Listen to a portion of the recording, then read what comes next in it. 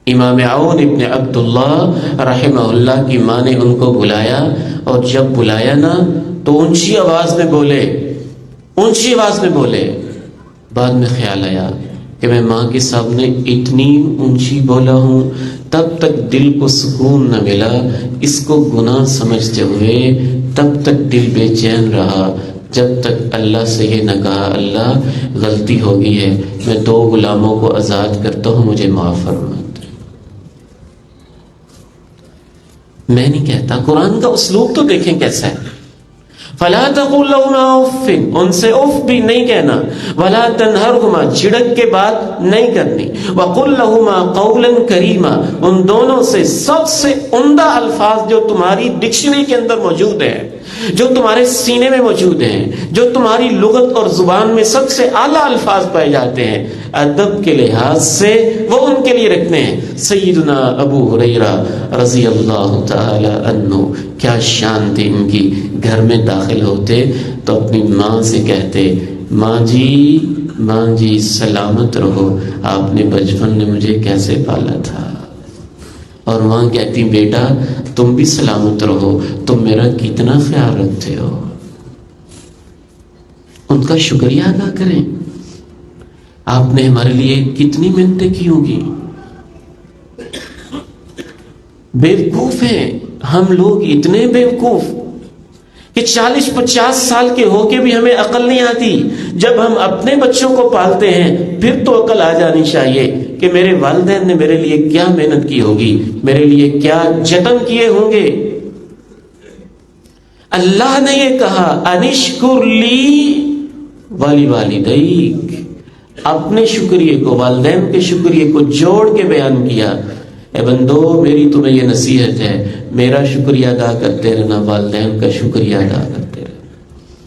ایمانداری کے ساتھ بتائیں، یہ والدین کا شکریہ ہے جو آج نسل نو کر رہی ہے۔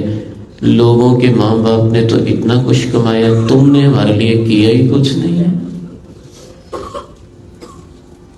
وہ دیکھو فلاں کے ابو نے اتنی کوٹھی بنائی، فلاں کے ابو نے یہ بنگلہ بنایا، فلاں کے ابو نے اتنی زمینیں چھوڑی، فلاں کے ابو نے اتنی تعلیم دلوائی، ابو تو نے میرے لیے کچھ کیا ہی نہیں۔ تف ہے تمہاری سوچ پہ، افسوس ہے تمہاری عقل پہ۔ وَقُلْ لَهُمَا قَوْلًا كَرِيمًا أَنِ اشْكُرْ لِي وَلِوَالِدَيْكَ، بات بات پہ کہیں، ماں جی آپ نے کتنی تکلیفوں سے مجھے پالا ہوگا، کتنی مشقتوں سے پالا ہوگا، آپ نے ہمارے لیے کتنی محنت کی ہوگی، آپ نے کیا کچھ کیا ہوگا، ہم سے تو آپ کے لیے کچھ ہو ہی نہیں رہا۔ وہی نوجوان جو ہر وقت اپنے باس کی تعریفیں کرتا رہتا ہے چند ٹکوں کے لیے اور چند مفادات کے لیے، ماشاءاللہ سر جی آپ کتنے اچھے ہیں، ماشاءاللہ حضرت صاحب آپ کی گفتگو کتنی اچھی ہے، ماں جی ماشاءاللہ جی خطیب صاحب مجھے آپ سے بڑا پیار ہے، ماں جی ماشاءاللہ جی پیر صاحب میں آپ سے بہت محبت کرتا ہوں، آپ کی یہ شان ہے۔ کبھی اپنے والدین سے بھی کہے مجھے آپ سے بہت محبت ہے، آپ نے میرے لیے کتنی تکلیفیں اٹھائی ہیں۔ ایک گھر گئے تو ہمارے ایک دوست نے بتایا کہ کھانا کھانے کے بعد نا اس نے کہا کہ ماں جی، وہ دوست تھا، دوست کے گھر گیا تھا، آپ نے بہت مزیدار کھانا بنایا، بہت مزہ آیا کھانا کھا کے۔ تو اس کی ماں کی آنکھوں میں آنسو آ گئے، دوست کی ماں کی آنکھوں میں آنسو آ گئے، وہ پریشان ہو گیا، مجھ سے پتہ نہیں کیا غلطی ہوگی۔ اس نے کہا ماں جی کوئی غلط لفظ تو نہیں کہہ بیٹا خالہ جی؟ لیکن بیٹا اس گھر میں کھانا پکاتے ہوئے مجھے 40 سال ہو گئے ہیں، مجھے کبھی کسی نے نہیں کہا کہ آپ نے بہت اچھا کھانا بنایا، آپ پہلے لفظ ہیں، پہلے شخص ہیں میرے بیٹے کے دوست جو میرے کھانے کی تعریف کر رہے ہیں، اور مجھے خوشی ہوئی۔ یہ آنسو خوشی کے آنسو بھی ہیں اور غم کے آنسو بھی ہیں۔ انشکر لی ولی والدیک، انشکر لی ولی والدیک۔ جیسے ہم دن میں 5 وقت اللہ کا شکر ادا کرتے ہیں، الحمدللہ رب العالمین۔ جناب ابو ہریرہ تو جب بھی گھر میں جاتے ماں کو سلام ہی ایسے کہتے، ماں جی سلام ہو، آپ نے مجھے کیسے پالا، مجھے کیسی محبت دی۔ اور ماں کہتی ابو ہریرہ بیٹا تو بھی سلامت رکھے، تو نے بھی میری خدمت کا حق ادا کر دیا ہے. یہ محبت، یہ پیار، یہ چاہت، یہ فیلنگز، یہ احساسات، جھڑک کے سخت لہجے میں بات نہیں کرنی ہے. میں والد محترم کو ڈاکٹر کے پاس لے گیا، آخری 3 منٹ باقی ہیں، مجھے وقت دیا گیا تھا 6:45 کا، انشاءاللہ ہم کلوز کرتے ہیں بات کو. ڈاکٹر کے پاس گیا، والد محترم بیمار تھے اور ان کو نمک سے پرہیز تھا. پتوں کی کہ ڈاکٹر صاحب تھے، بڑے عظیم ڈاکٹر. انہوں نے کہا کہ اپنے بزرگوں کو آپ نے نمک نہیں دینا. اور والد محترم اللہ ان کو جنت میں اعلیٰ مقام عطا فرمائے، وہ نمک چکھتے بھی نہیں تھے اور پہلے کہتے تھے نمک تھوڑا اور ڈال دو. تو میں نے کہا ڈاکٹر صاحب والد صاحب تو نمک ضرور ڈلواتے ہیں، بڑھاپا ہے، شاید زبان کی ذائقہ ایسا کمزور ہے کہ آتا نہیں ہے، کہتے نمک ڈال دو. ڈاکٹر صاحب بہت سمجھدار تھے، کہنے لگا اچھا آپ نے یہ نہیں کہنا میں نمک نہیں ڈالوں گا. اگر آپ کے والد کہتے ہیں نا نمک ڈال دو تو آپ نے کہنا جی میں ڈال دیتا ہوں، لیکن ایسے نہیں ڈالنا کہ ان کی صحت برباد ہو جائے، 1 ذرہ ڈال دینا. وہ پھر کہیں گے اور ڈال دو، جی جی ڈال دیتا ہوں، 1 ذرہ ڈال دینا. یہ پھر کہنا ڈال دو تو آپ نے پھر بھی یہ نہیں کہنا نہیں ڈالوں گا، تمہیں تو پرہیز ہے، چپ کرو، صبر کرو، یہ کیا کر رہے ہو، صحت برباد کرنی ہے. ڈاکٹر نے روکا بھی ہوا ہے، امی تمہیں خیال ہی نہیں ہے، یہ کیا کہہ رہی ہو. یہ جو تم اتنے ماشاءاللہ سمجھدار بنتے ہو نا اور ڈانٹ ڈانٹ کے پھر بوڑھے والدین کو سمجھاتے ہو، اللہ کا قرآن کہتا ہے سخت لہجے میں بات نہیں کرنی ہے. اور یاد رکھو اس میرے لفظ کو اپنے دلوں کی تختیوں پہ نوٹ کر لینا. تم نے نمک ڈال دیا اور بد پرہیزی ہو گئی، ان کی صحت کا اتنا نقصان نہیں ہوگا جتنا ان کو یہ سوچ کے ہوگا کہ آج میرا بیٹا میرے آگے سے بولتا کیسے ہے، یہ مجھے ڈانٹ رہے، یہ میرے ساتھ سخت لہجہ رکھتا ہے.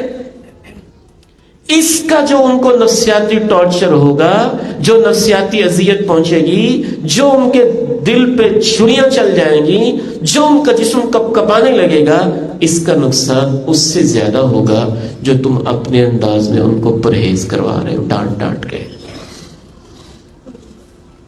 وَلَا تَنْهَرْهُمَا، جھڑک کے بات نہ کرنا. وَقُلْ لَهُمَا قَوْلًا كَرِيمًا، نرم لہجے میں عزت والے سب سے عمدہ بات ان سے کرنا. وَاخْفِضْ لَهُمَا جَنَاحَ الذُّلِّ مِنَ الرَّحْمَةِ، اپنے اندر ایسی رحم دلی پیدا کرو والدین کے لیے کہ ان کے لیے اپنے پروں کو بچھا دو. امام رازی نے کمال کی بات لکھی، پر تو پرندے کے ہوتے ہیں، انسانوں کے نہیں ہوتے ہیں. یہاں اللہ نے استعارہ استعمال کیا. پرندہ جب اڑتا ہے تو پروں کو پھیلاتا ہے، جب نیچے آتا ہے تو پروں کو سمیٹتا ہے. اللہ نے کہا والدین کے سامنے نیچے ہو کے رہنا، اونچا نہ ہونا، نیچے ہو کے رہنا. وَاخْفِضْ لَهُمَا جَنَاحَ الذُّلِّ مِنَ الرَّحْمَةِ. ایک اور مفسر نے کمال کی بات لکھی، کہا جب مرغی جو ہے نا بارش ہو رہی ہو اور اپنے بچوں کو اس نے سنبھالنا ہو تو یوں اپنے پروں کے اندر ان کو سمیٹ لیتی ہے اور بارش کے قطرے اپنے جسم کے اوپر برداشت کرتی ہے. اللہ نے کہا جب والدین بوڑھے ہو جائے نا تو ان کو ایسے پروں میں لے لینا. وَاخْفِضْ لَهُمَا جَنَاحَ الذُّلِّ مِنَ الرَّحْمَةِ.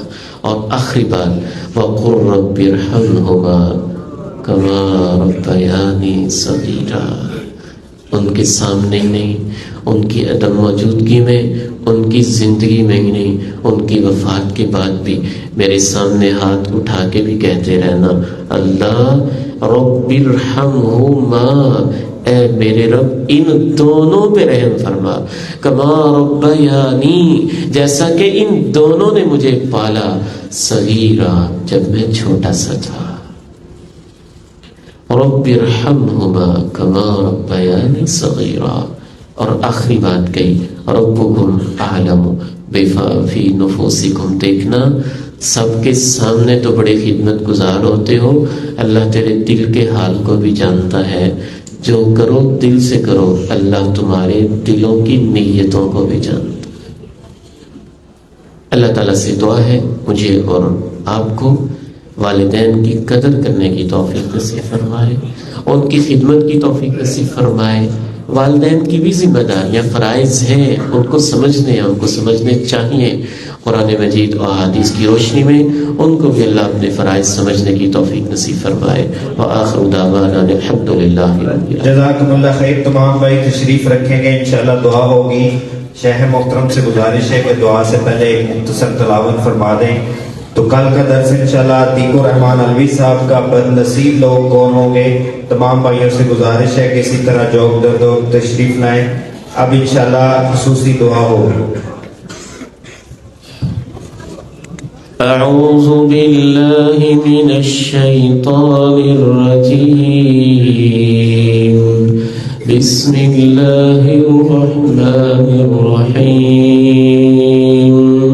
وقضى ربك ألا تعبدوا إلا إياه وبالوالدين إحسانا إما يبلغن عندك الكبر أحدهما أو كلاهما إما يبلغن عندك الكبر أحدهما أو كلاهما فلا تقل لهما